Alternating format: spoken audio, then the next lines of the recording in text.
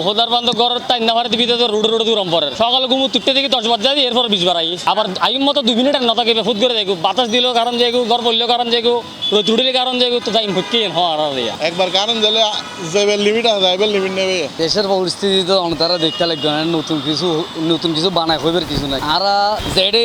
এটা তেলের সংকট এবার গণমিককে 200 টাকা দেয় গণমিককে 300 টাকা দেয় আবার গণমিক কিউসির ভিতরে ফুল তেল দেয় তারপরও লাইন ধরেন পড়তে বহুত লম্বা হই আর কারেন্টের অবস্থাটা খারাপ আছেই কারণ তো এখন দিনে 3-4 বার করে যায় রাতে আরো বেশি যায় এখন তবে গ্রামের মধ্যে বেশি হস্তফার শহরের তুলনায় যেহেতু এখন পুরো বিশ্ব দুঃখ সংকটময় মুহূর্ত আর তেল সংকট ডিজেল সংকট এই সংকটের বাদী তার বাংলাদেশও নয় সুতরাং এই সংকটই ভারতে মানিলন করিব সংকট থাকিব সংকটের ভিতরে আরো চললু এই সংকট উত্তরণ হলে সরকার কি করে এখন আরো দেবের বিষয় তবে আইন মনে হয় সরকার যথেষ্ট আন্তরিক বর্তমান সরকার যে ডিজেল এবং অকটেন বিভিন্ন আর যে বিদ্যুৎ উৎপাদন করি পেলাই যে জিনিসখান লাগিব আর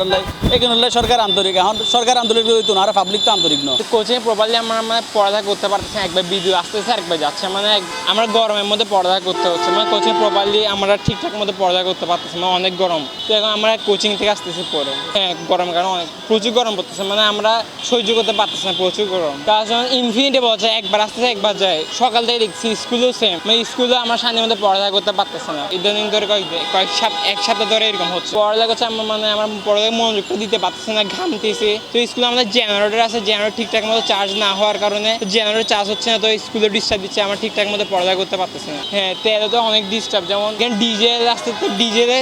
যেমন অনেকজন লাইন ধরে আছে তো যাদের দরকার ইম্পর্টেন্ট তারা পাচ্ছে না অনেকজন কি করতেছে বড় বড় বোতল ভরে ডিজেল নিয়ে যাচ্ছে গা তো যাদের প্রয়োজন তারা পাচ্ছে না অনেক এক্সট্রা করে রাখতেছে হ্যাঁ কারণে দেশে আজকে এরকম এই অবস্থা এই দুঃখ তো মরে নাই গরত শান্তি নাই বাদ দি শান্তি বাদ দিলে টেলর লাইন গরত দিলে গরম সিরিয়াল এলে আগে তো ঘুমাই তাও বহুত দেরি হয়ে দিলে কিন্তু এখন দেখি তো অতিরিক্ত হয় কিন্তু এখান কি হয় মানুষের টেনশন বাড়তে এই সেই বুকি সুকি এখানে রেবে এমনিতে কিন্তু আসলে ঘাটতে থাকে আসলে ইদারিং যে অবস্থায় লোডশেডিং করে এবে কিন্তু আগে দেখানো যাইলে এখন দেখি দি প্রায় সময় লোডশেডিং করে জিনিস কেন আসলে মানুষের বুকান দিক নিতে পারে সাধারণ মানুষ সকল বেশি অস্ত পারে রেল বোধ কে আর মনে করেন যারাতে এভিএস আছে জেনারেটর আছে তারা তো সুবিধা পার কিন্তু যারাতে জেনারেটর নাই এভিএস নাই তারা কিন্তু ঠিকই সামার গরম পড়ে এখন তেলে বলিতে সিরিয়াল লম্বা সিরিয়াল মিতে দাম পড়ে সকালে এলো সিরিয়াল বিকালে এলো সিরিয়াল রাতে এলো সিরিয়াল মানুষ হইকে দেবো অফিসের সময় দিব না অফিস করে আবার লাইন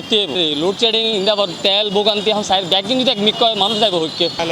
প্রায় 1 ঘন্টা তেল বহুত পেট্রোল আমার দেয় বহুত পেট্রোল ন দেয় এরকম আর কি অনেকে 200 টাকা দেয় অনেকে 100 টাকা দেয় পেট্রোল তো অধিকাংশ হয়তো বন্ধ তেল নেই সংকট চলে পতেঙ্গা কম বলে রিফাইনিং বন্ধ গিয়ে এই সমস্ত হতাহত ভোগান্তি গরমের মধ্যে মানুষ যে হস্ত পার এই হস্তের মধ্যে মানুষ অতিরিক্ত মাত্রায় কারণ যার এর কারণে মানুষের ভোগান্তি সৃষ্টি যার দেয় হত তাইব নোয়াই নির্ধারিত নেই এর আগে এই ধরনের লোডশেডিং হম নয় এবার যাদের 5 মিনিট পর হাজার 10 মিনিট পর হাজার 1 মিনিট পর হাজার নির্ধারিত নেই চাইলে অনেক সময় 1 ঘন্টা 1.5 ঘন্টা 2 ঘন্টা 3 ঘন্টাও যাবে অনেক সময় কিছু এলাকাত উনি যে সকালে গিয়ে রাতেও নয় এরকম আছে লোডশেডিং আগে তো তেমন ছিল না ইনফ্যাক্ট আমরা তো লোডশেডিং কখনো বুঝিনি বাট এবার অনেক বেশি লোডশেডিং হয়েছে বাট এটা প্রেজেন্ট গভর্নমেন্টকে দোষ দিয়ে লাভ নাই বিকজ আগে যে সরকার যা করে গেছে এটা তার ইফেক্ট করছে আর হচ্ছে যে গরম পড়ছে এমন থাকলে তো মানে অ্যাকচুয়ালি অফিস করা অনেক ডিফিকাল্ট হয়ে যাবে যেমন ধরেন আজকে অনলি প্রায় 1.5 থেকে 2 ঘন্টার মতো কারেন্ট ছিল কোনো কাজই করতে পারেনি ইনফ্যাক্ট ল্যাপটপই চার্জ হয়নি লোডশেডিং হওয়ার কারণটা হচ্ছে যেমন ধরেন ফার্স্ট অফ অল আপনার একটা ওয়ার হচ্ছে ওয়ারের একটা ইম্প্যাক্ট করছে আর দ্বিতীয়ত হচ্ছে আমরা একটু বেশি কেয়ারলেস মানে আমরা অনেক বেশি হচ্ছে বিদ্যুৎ ব্যয় করতেছি মানে যেহেতু এখন আমাদের একটা ক্রাইসিস চলতেছে সো আমাদের একটু হচ্ছে মিতব্যয়ী হওয়া উচিত ছিল বাট আমরা হোপফুলি এটা হচ্ছি না বাট কি আর করার এখন গরমও তো অনেক পড়ছে এটাই আর কি মেইন রিজন আপনি মানুষের বের হওয়া বাদ দেন না আমাদের তো হচ্ছে অফিসে কাজ করা বন্ধ হয়ে যাবে ঠিক আছে আপনার হচ্ছে যেমন ধরেন আমরা তো জাস্ট অফিসিয়াল কাজ করতেছি বাট প্রোডাকশন যেগুলো হচ্ছে যদি ইলেকট্রিসিটি না থাকে প্রোডাকশন অফ হয়ে যাবে তো অলমোস্ট আমাদের দেশ তো মানে ডেভেলপমেন্টে স্টপ হয়ে যাবে হ্যাঁ সব অবশ্যই আমরা সবাই সাফারার হবো না যেমন ধরেন যদি আর্ন না হয় তাহলে দেশ চলবে কেমনে যদি আপনার প্রোডাকশন বন্ধ হয়ে যায় তার মানে কি আপনি হচ্ছে ইনকাম বন্ধ মানে কি দেশ স্টপ হয়ে যাবে না দেশের জ্বালানি সংকটের কারণে বৈদ্যুতিক যে সমস্যা অর্থাৎ বিদ্যুতের যে সমস্যা আর লোডশেডিং সমস্যা এবার আসলে আরা কেউ জোর করি তো আরিবে এগুলো হয়েছে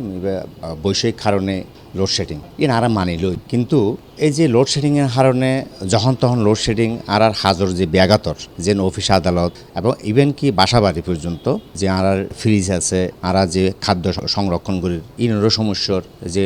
হুটহাট করে কারণ যাবে তো আমি মনে করি দিই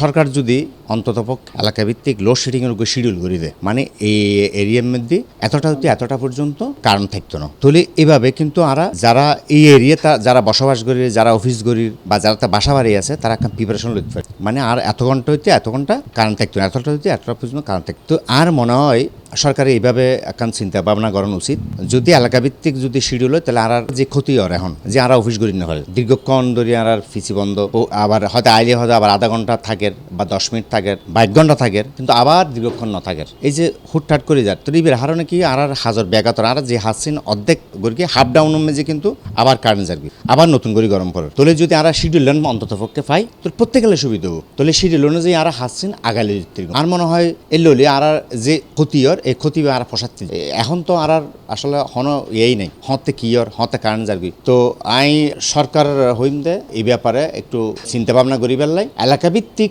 লোডশেডিং এর শিডিউল ইয়ান যদি আর পেপার পত্রিকার মাধ্যমে আর যদি জানাই দিতে পারি বা জানিতে পারে মানুষ, তাহলে অবশ্যই সুবিধা হবো। আর এই ধরনের মানুষের যে ক্ষতি আর ক্ষতি ফসাইতে পারবো। বাজি বিদ্যুৎর বেলকিবাজি ফুনতি এই বেলকিবাজি দেখতে দেখতে সাংবাদিকতা সারি অফিস সারি জঙ্গল পরিবেশ লাগে। এখন আজ প্রতিটা মুহূর্তে মানে 2টা ঘন্টা অনবরত বিদ্যুৎ পাওয়া যায়। 2 ঘন্টা না 2 মিনিট ফরফরেই বিদ্যুৎ যার গুই এডে এসি নষ্ট হয়ে যার গুই এনে গিয়া নষ্ট হয়ে যার গুই। এখন এই শরৎ মিতে আরা এই অফিস ইন লো যেহেতু পুরো না এসি চলিবার মতো করি এটা কোনো জানালা নদে ফানাল নদে কিচ্ছু না দেয়। এই তো কিছুর ভিতরে আরা যে দিই এটা ফ্যান নচলের বিদ্যুৎ নচলের দিয়ে উডিবের মতো ডিজেল নফার লিফট চালাই পেলাই কি একটা মানে একটা ঝকা কিছুর মধ্যে পড়ে গিয়ে পরিস্থিতি এন যে সারা বাংলাদেশের মধ্যে দিয়ে কিন্তু একই অবস্থা চলে। সরকার কিভাবে মেকআপ করি মারা হইতে পারি, কিন্তু এই সরকারের লাই বড় বেশি চ্যালেঞ্জ সামনে আগিয়ে ওনার ভদ্র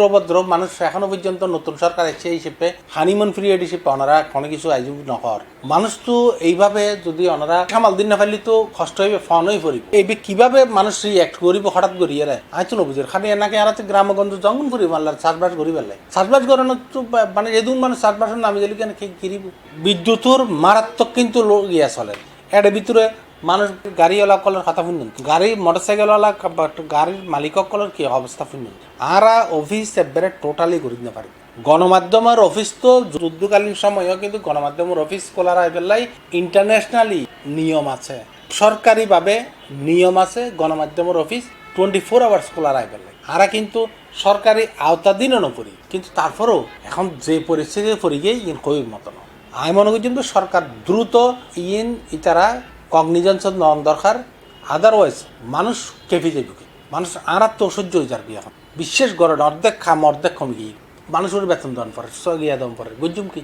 আর মানুষ অর্ধেক বই থাকে তো খাস না পারি এরা। অসংখ্য ধন্যবাদ।